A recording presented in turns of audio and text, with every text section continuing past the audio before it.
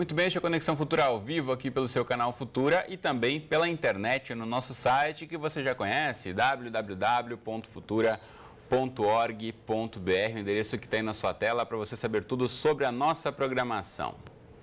Bom, e no programa de hoje vamos falar sobre um grave problema de saúde pública no Brasil e no mundo que pode ser causado por vírus, uso de alguns remédios, álcool e outras drogas, além de doenças autoimunes, metabólicas e genéticas. Pois é, as hepatites são doenças silenciosas que nem sempre apresentam sintomas. No Brasil, as hepatites virais mais comuns são as causadas pelos vírus A, B e C. Segundo a Organização Mundial de Saúde, cerca de 300 milhões de pessoas são portadoras dos vírus das hepatites B e C em todo o mundo. No Brasil, 26 mil pessoas estão em tratamento oferecido pelo Sistema Único de Saúde, mas o Ministério da Saúde estima que milhões de pessoas estão infectadas e não sabem. Elas correm o risco de as doenças evoluírem e causarem danos mais graves ao fígado, como cirrose e câncer, por exemplo. Então, para essa conversa, a gente recebe aqui no estúdio para esclarecer suas dúvidas sobre hepatites a Cibele Franz, que está aqui ao meu lado. Ela é professora assistente de hepatologia da Unirio e hepatologista do Hospital dos Servidores do Estado do Rio de Janeiro. Também aqui com a gente no estúdio está o Edmilson Migovski, ele que é chefe do Serviço de Infectologia Pediátrica da UFRJ. E também conosco, daqui a pouquinho, a gente vai falar com a Virgínia Alves, ela que é coordenadora da Associação Brasileira dos Portadores de Hepatites. E você em casa, como sempre, também é nosso convidado, é claro, então aproveite aí para tirar suas dúvidas, participe da conversa mandando mensagens, comentários e opiniões. Pela rede social você já sabe que tem 2 canais diretos de comunicação conosco pela internet. O primeiro canal de comunicação que eu estou citando é o facebook.com, que está aí na sua tela, /canal Futura Oficial, que você encontra já esse post, que você pode curtir, comentar, compartilhar, deixar registrada aqui a sua questão. Logo mais eu esclareço suas questões aqui passando para os nossos entrevistados. Também pela internet você tem como opção o Twitter, marcando a gente aí a sua dúvida com o perfil @canal Futura. Ou ainda, ligue para a gente no 0 Operadora 21 35234098. Enquanto você manda o seu recado, eu dou as boas-vindas aqui aos nossos entrevistados. Tudo bom, Edmilson? Tudo bem. Tudo bom, Raíssa? Bem-vindos. Os dois, Cibele aqui comigo. Cibele, quero começar ouvindo de você. A gente ouve tanto falar, né, em hepatites, mas muita gente em casa tem dúvidas. A gente vai focar hoje mais aqui no programa na questão das hepatites virais, né? Que principalmente é importante ressaltar que são as preveníveis e que tem vacina. Então, quais hepatites têm as vacinas disponíveis no Sistema Único de Saúde? Bom, a vacina classicamente que tem vacina no Sistema Único é a hepatite B, que está no calendário infantil já há muito tempo. A hepatite A tem vacinação, mas hoje em dia o governo só disponibiliza num calendário infantil para crianças com algum problema de saúde. Senão a gente vai para a parte particular, ela existe, é paga e logo ela vai estar no calendário. A hepatite C não tem vacina. As pessoas confundem isso, mas a hepatite C não tem vacina. A e a B, então, isso vamos frisar e ressaltar aqui. Hepatites A e B tem vacina disponível e a C ainda não tem, né? A medicina ainda está evoluindo, mas ainda não chegou até a vacina da hepatite C. Agora, boa parte, como eu já disse aqui na abertura, boa parte das pessoas que têm hepatites A e B acabam não tendo diagnóstico e nem sabem, né, Edmilson? Pois é, a hepatite A, quando acomete crianças, com enorme frequência, ela dá poucos sinais e sintomas, né? Estima-se que 60% das crianças pequenininhas acabem passando pela infecção sem mostrar sinais da infecção. Agora, ainda que seja quase sempre de boa evolução, a hepatite A é a causa principal de hepatite fulminante no Brasil, né? Então, a gente torce para que essa vacina esteja o quanto antes na rede pública, porque a gente sabe que se a vacina não está na rede pública, fica muito difícil da população aderir, porque primeiro que não se fala, né? E segundo que quando a pessoa tem conhecimento, nem sempre ela está disposta a investir alguma coisa para evitar uma doença que pode ser grave. Então, é importante a gente destacar esses pontos. A gente tem esses dados do Ministério da Saúde apontando que os casos de hepatite A, a maior parte, são concentrados na região Nordeste. Aí eu pergunto para vocês, qual a relação do acesso a saneamento básico, do acesso à água tratada com os casos de hepatite A no Brasil? Cibele. É isso, a gente sabe que é totalmente relacionado, porque a transmissão é orofecal. Então, se a gente tem o saneamento básico deficitário, a gente tem muitos muitos esgotos, coisas contaminadas, contaminam os alimentos e a sua população acaba sendo exposta ao vírus e desenvolve as doenças, que são mais graves, né? Quando a hepatite A no adulto é pior do que na criança, mas a gente sabe que o esgoto tratado é o esgoto que não vai se transmitir, não vai transmitir doença, né? E é esse o temor que acabou acontecendo, né? Conforme foi controlando, foi melhorando o saneamento básico, as pessoas não adquirem mais a doença na infância, que costuma ser uma doença mais branda. Sendo afetados na idade adulta, tem maior possibilidade de evoluir com maior gravidade. E aí uma pesquisa que eu fiz na UFRJ, entre os alunos de medicina e de enfermagem, a gente observou que 15% só desses alunos tinham tido contato com hepatite A. E isso no passado, né, Era um muito pouco mais, mais, né? muito maior. Você Era pegava, 70%, 80%. dos adultos já tinham tido. E qual é o temor que se tem hoje? Que a gente desenvolva a doença na idade adulta com maior possibilidade de evoluir para óbito.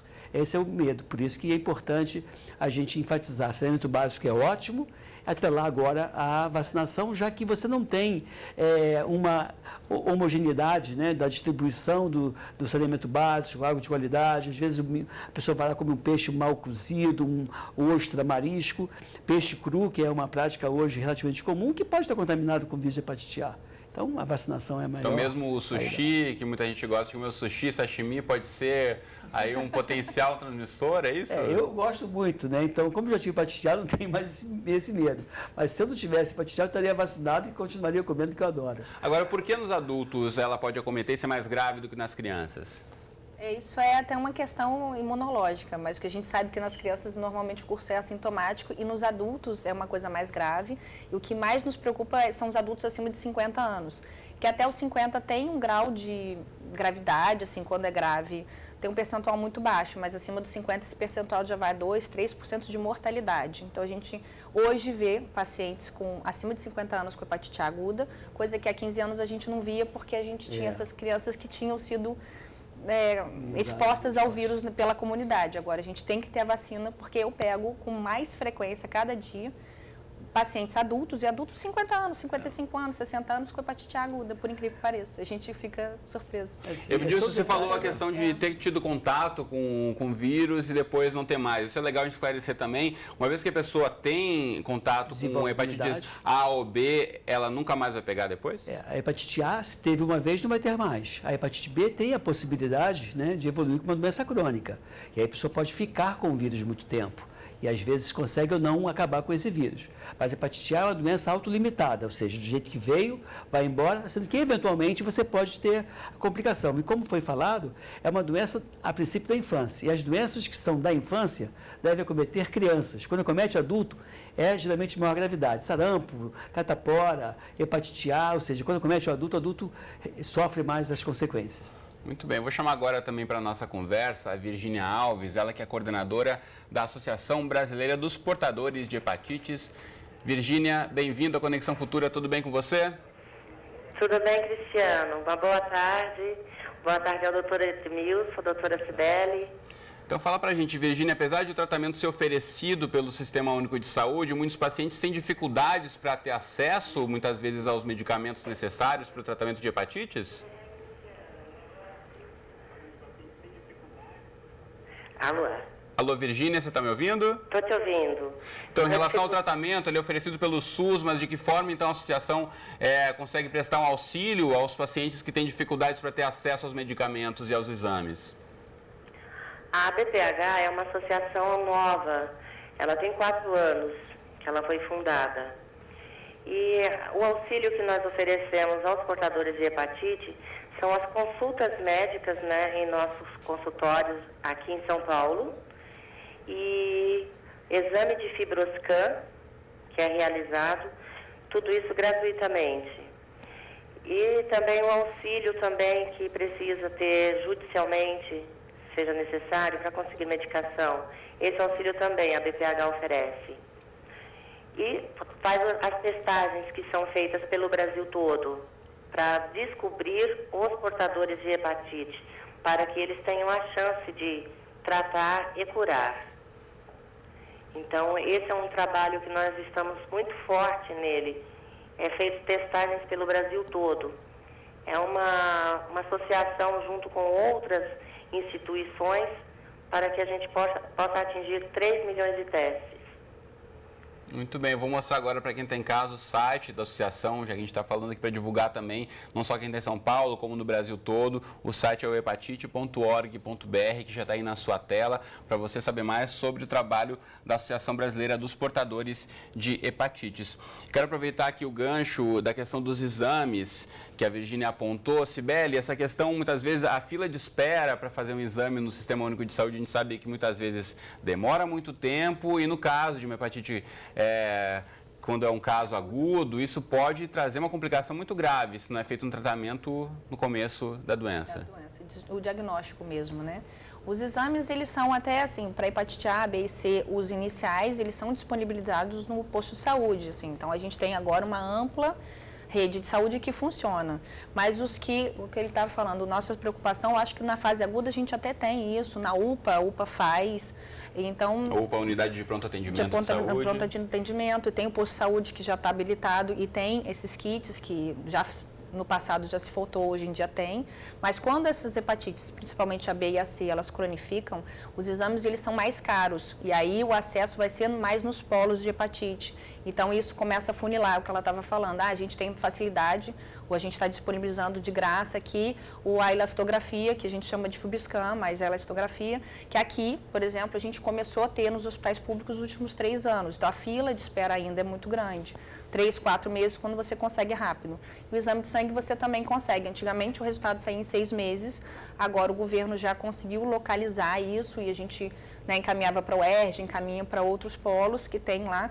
E em 10 dias, 15 dias você já tem a carga viral, que é o exame importante, para você confirmar essa hepatite. Então, assim, um exame que antigamente era de 6 meses, você tem 15 dias, é uma vitória para você definir cronicidade da doença. A fase aguda é muito mais difícil você precisar de exames tão caros, mas, assim, de tratamento, às vezes de leito de hospital, internação, aí já vai dar outra estrutura, né? A Sibeli citou aqui a UPA, né, Unidade de Pronto Atendimento, a gente fala aqui para o Brasil todo, se não há uma UPA exatamente, um posto de saúde mais próximo, um hospital mais próximo da sua casa, pode também prestar esse atendimento. Agora, essa questão que falamos aqui de quando a doença se torna crônica ou não, que fatores são determinantes para isso, Edmilson? É possível a pessoa tentar se prevenir para que a hepatite não vire crônica? Por exemplo, a hepatite B tem um fator de idade, né? Quer dizer, a gente sabe que quando a mãe infectada passa o vírus para o bebê no momento do parto, se esse bebê não foi vacinado, ele tem uma chance de cronificar que vai de 85% a 95% na dependência das estatísticas. Então, ou seja, de cada 10 crianças, 9 pode evoluir para uma doença crônica, que é a hepatite crônica, que é a cirrose, que é o câncer de fígado, no caso da hepatite B. Então, é um fator determinante para a hepatite B, o fator idade. Então, quanto mais precoce você adquire a doença, o vírus, maior a possibilidade de você evoluir com uma doença crônica. A hepatite C guarda também uma relação com as pessoas, com a própria imunidade da pessoa, também a idade também é um fator que influencia. Quer dizer, quanto mais precoce... Os mais novos, assim, tem mais chance de curar, né? Que a gente pode até falar, que a cura chega até 20% das pessoas que têm, mas isso depende do hospedeiro, do paciente. Então, até 20% das pessoas que entram em contato com o vírus C, eles vão ter a cura. 80% cronificam, então isso é muito alto. Mas quanto mais idade, uma pessoa 40, 50 anos exposta, dificilmente ela vai ter essa cura. O sistema imunológico talvez não seja tão eficiente. No caso da hepatite C, se você consegue identificar que ele evoluiu para cronicidade em pouco tempo, iniciando o tratamento, você minimiza o prejuízo. Por isso que é importante a pessoa dizer, quem tomou sangue, pelos anos 80, é importante fazer o exame para saber se tem, porque quanto mais cedo você tratar, quanto menos bebida alcoólica você ingerir, maior a chance que você tem de evoluir bem. Então é importante ter o diagnóstico, porque a pessoa, vou pegar o diagnóstico, vou ficar doente. Não, vai ficar doente, mas pode evoluir para a cura. Com certeza. E o pessoal de casa já está mandando perguntas para a gente. Você aí que não mandou ainda, não perca tempo, tem Facebook, Twitter e telefone para mandar a sua pergunta para a gente. Aproveite aqui os nossos especialistas do estúdio para responder a sua dúvida, começando pela Rosiane Cunha, pelo Twitter. Obrigado, Rosiane, pela participação. E ela pergunta como diferenciar os tipos de hepatites, quais os sintomas e as formas de contágio. Sibeli. As hepatites, elas são todas muito parecidas, né? A sintomatologia, a forma aguda vai ser um cansaço, pode dar febre, mal-estar, enjoo, muito enjoo, vômito. E aí vem a icterícia, que é a pessoa que fica amarelinha. Então, até às vezes coceira, a hepatite A aguda, ela dá muito prurido, muita coceira. Então, isso é para todas as hepatites agudas, tanto as virais quanto outras hepatites, até a hepatite mesmo autoimune, que não é prevenível, né? Ela também, se abre um quadro agudo, os sintomas são muito parecidos, mas é um cansaço muito grande. E aí, da prevenção, vai ser cada uma na sua prevenção, na sua forma, a e a E, que a gente acabou não falando aqui também, é uma hepatite aguda, ela é transmissão orofecal, então é alimentos contaminados. A B e a C já é mais a infecção parenteral, que seria via sexual e uso de hemotransfusão e tatuagem, essas coisas compartilhadas com sangue, a prevenção vem daí. Então, assim, a gente só vai diferenciá-las, essas hepatites, não pelo sintoma. O médico vai falar hepatite aguda, mas aí a gente vai fazer os exames específicos para ver A, B, C. Porque tem gente que fala assim, eu fiz tanto exame de sangue a minha vida inteira e eu só descobri agora que eu tenho hepatite C e eu tomei sangue em 80. Tá, mas ninguém nunca pensou em hepatite C, ninguém nunca pediu esse exame específico. E não é qualquer exame de sangue que vai detectar a hepatite. Se for só para hepatite C, não vai aparecer A e B e assim por diante. Exatamente. Né? Fiz o hemograma completo.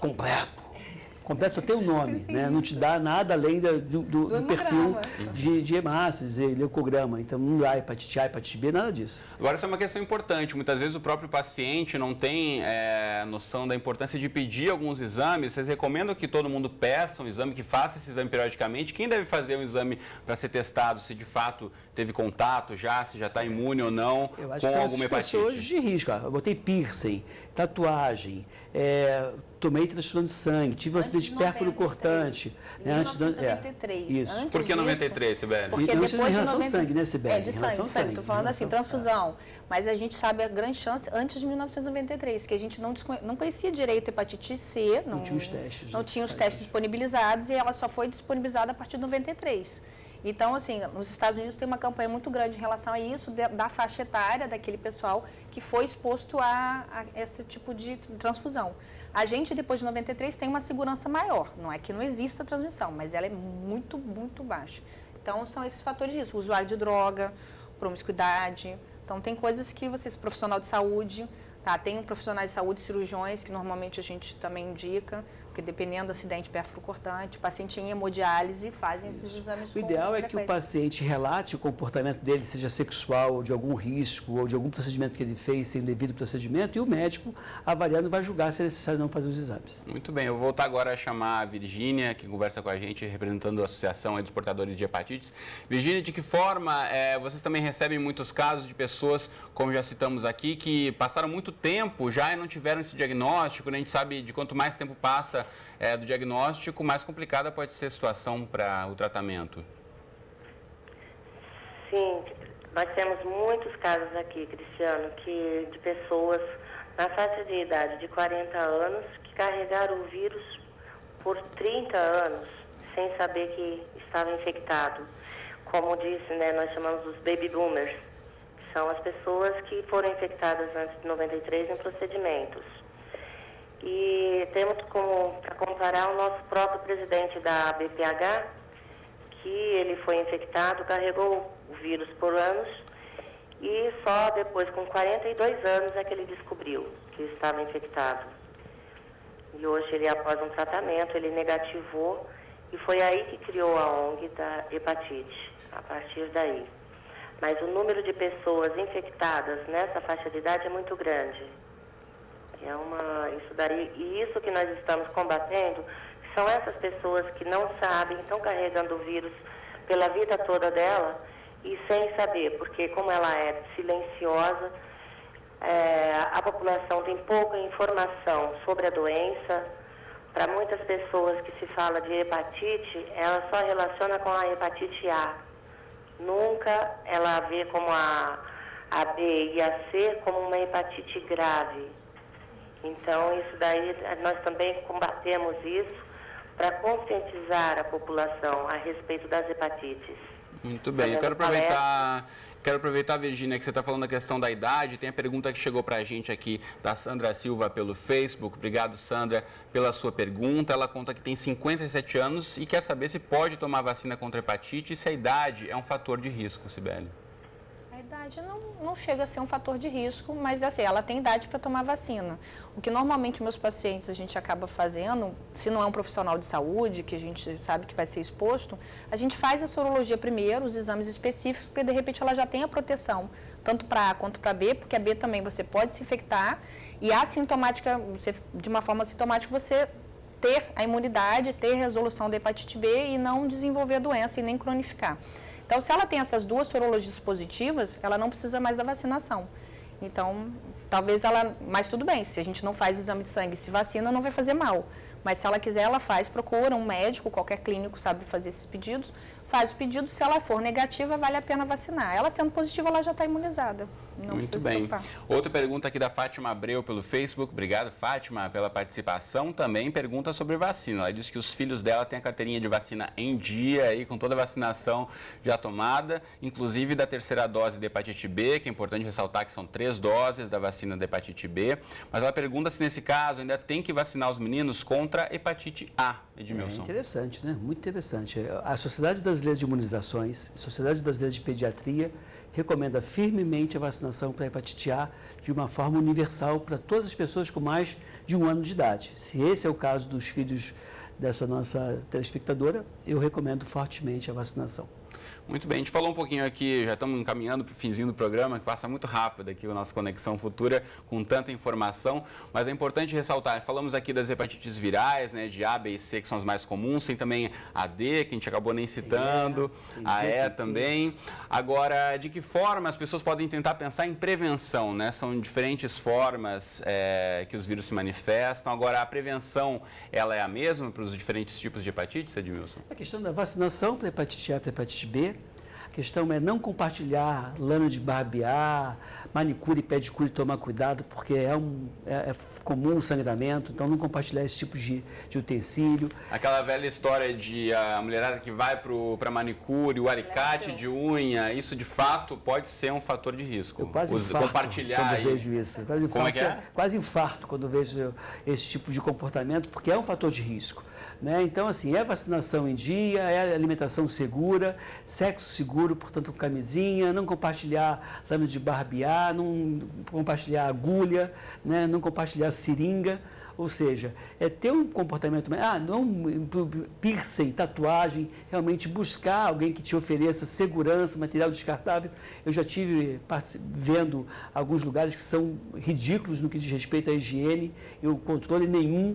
Então, nem sempre você tem profissionais capacitados para desenvolver determinados tipos de procedimento. Então, cuidado. E também tem aquele bom e velho desconfiômetro, né? Tudo que é muito barato, ali o barato pode sair muito caro com essa saúde, tendo um problema grave de saúde. Então, pague um pouquinho mais, de repente, para um espaço mais limpo, adequado, verifique a higiene do local onde você for fazer seu piercing, sua tatuagem, sua manicure, sua pedicure também, né?